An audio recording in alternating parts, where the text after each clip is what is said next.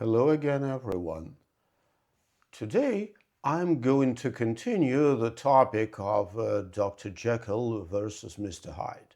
If you remember, a couple months ago, I posted a LinkedIn article and also an extended podcast dedicated to testing our internally developed, sophisticated, customized QA tool using AI.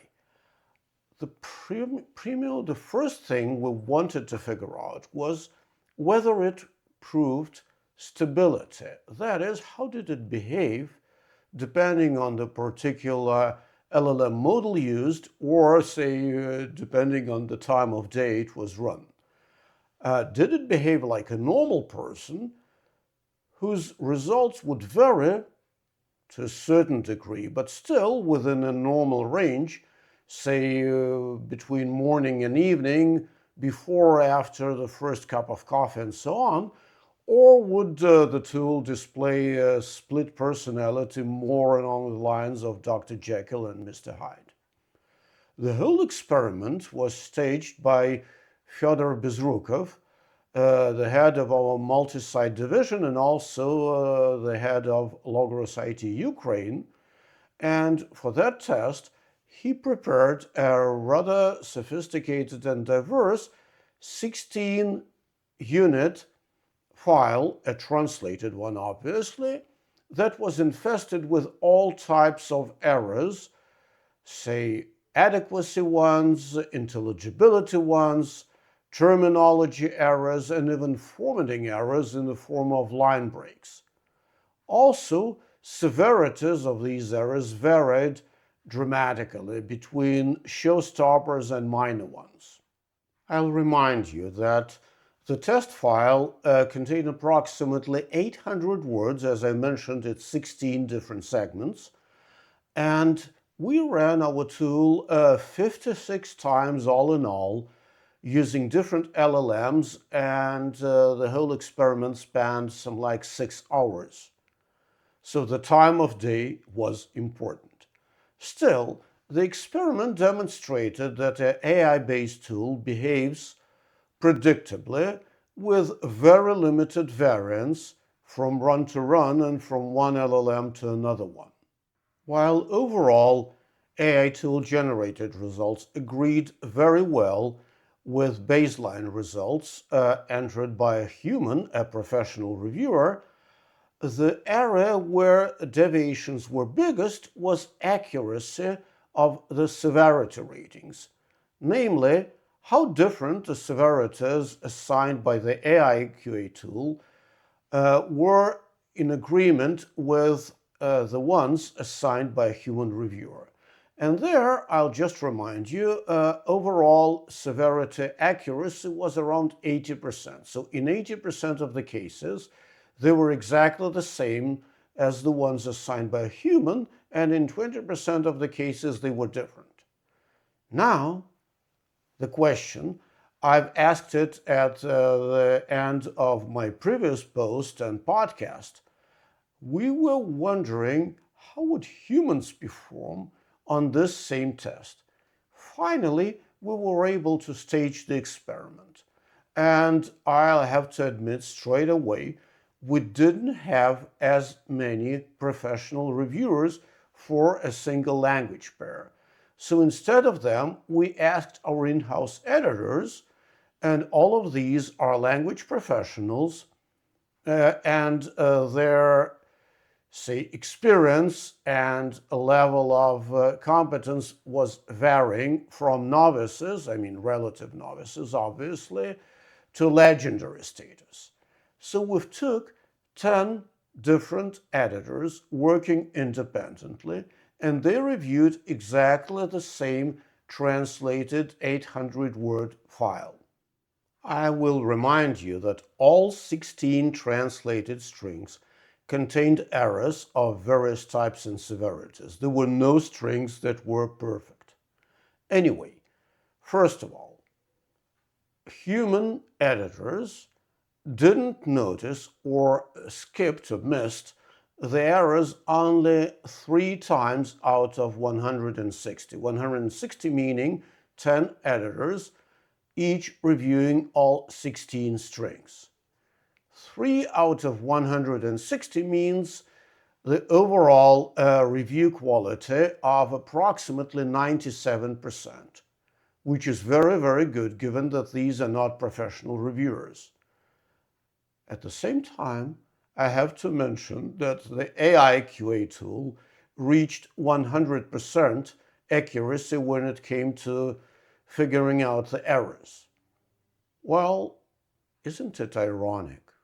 At the same time, it was quite expectable for the simple reason that, first, editors are not professional reviewers, but, most importantly, they, as editors, tend to ignore preferential or inconsequential errors. They just do not think that these are worth noting or mentioning. As expected, the biggest variance was observed when it came to severity distribution. So let's take a closer look. This chart presents severity distribution across all 10 editors for each of the 16 translated segments reviewed. Bars with pattern fill represent the baseline, while bars with solid color represent the results actually entered by all those reviewers. As far as the color is the same for the pattern part and the solid part, everything is in perfect agreement. But you can immediately see that there are quite a number of cases where human reviews produce the whole variety and the whole gamut of colors. Interestingly enough, this diverse opinion was not only related, say, to minor or medium errors, as you can see on the chart, but also covered some major and showstoppers. For instance, when it comes to the numbers, there were very noticeable variations for strings number 2, 13, 14, and 16, and these are not minor errors. And I'll also briefly show you the same snapshot of severity accuracy from the AI QA tool.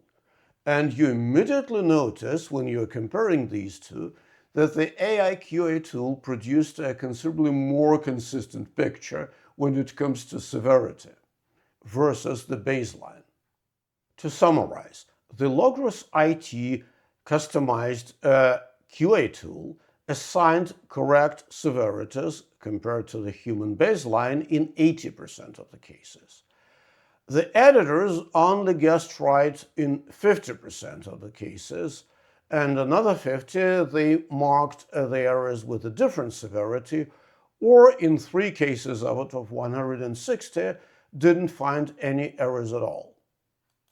I need to reiterate that the AI QA tool results that were very, very good are as good only because a lot of effort, a lot of time has been invested in fine-tuning, developing, and customizing this rather sophisticated AI query.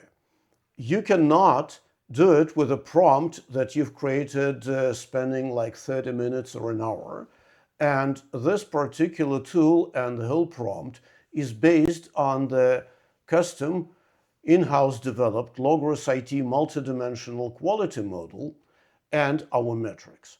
So do not expect to get stellar results without spending a similar comparable amount of time and effort. Another thing to mention is that our AI QA tool uses the RAG approach, that is, retrieval augmented generation, meaning that it takes into account the whole context, that is, the translation memory for that particular project line, and also the glossary and the style guide. Humans, while they go through these materials, are not as good memorizing each and every detail when it comes to judging the severity of any particular error. Finally, let me reiterate that all 10 people who participated in this human experiment were language professionals, but they were editors, not professional reviewers.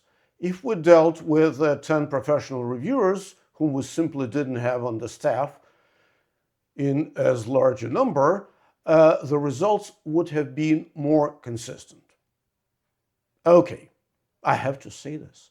This round has been won by the machine. But if we analyze not just the results per se, but take a high-level look at the whole experiment setup, I would say that the primary reason for certain and noticeable variance is not how well the experiment was staged, and it's not that the AI works more consistently than humans, but rather because we were limited to a very small number of categories that are pretty far apart from each other perception-wise, because we are dealing with 3 to 4 categories like minor, medium, major, and maybe showstopper or critical, and that's it. And they're pretty far apart when it comes to our judgment and the perception. And that is exactly why, for the future and for, say, staging better experiments and better QAs, I strongly suggest to switch to the multidimensional holistic approach that we've developed at Logrus IT, where instead of a very limited scale with only 3 or 4 different severities, we are applying a quality rating that is measured against a 10-point scale. In this case, those quality evaluations would be much closer to each other, and the variance will be significantly reduced. And that is the important high-level summary that I wanted to emphasize.